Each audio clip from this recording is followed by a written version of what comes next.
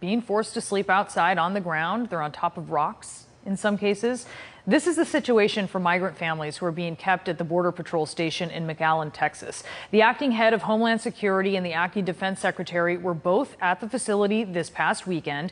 And President Trump also toured the area earlier this year. This came from a source who has access to the facility, who was disturbed by what they saw this weekend. This is in McAllen, Texas, and these photos were confirmed by Customs and Border Protection as being at that facility in McAllen, Texas. Now, this is what Customs and Border Protection has been saying for months.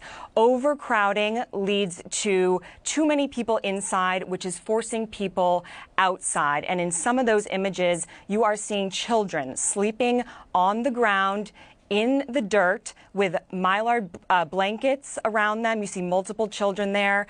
In the corner of one of those images, there's a baby bottle with milk. You see a woman there sleeping with a child in her arms on rocks.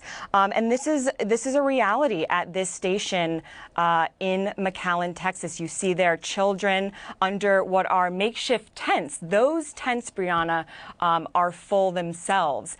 And now you talked about the acting Homeland Security Secretary visiting this weekend, along with the Secretary of Defense visiting this weekend. And I want to read a statement from the Department of Homeland Security, from an official there who addressed these photos in a statement. I want to read that to you. It says, quote, "Border Patrol agents are doing everything they can to protect and care for migrants in their temporary custody.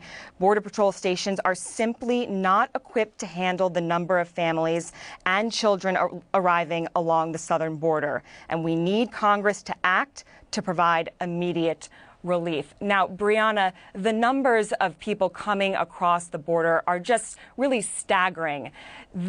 At this point in the year, almost 500,000 migrants have crossed. In 2018 alone, it was 400,000. So we're outpacing 2018 already. But you look at those images there, Brianna, and you just think, this is happening in the United States of America. This looks more like a refugee camp than a processing center. But, agents have told us, and Customs and Border Protection has told us, they are simply overwhelmed. There's not enough staff, and they cannot process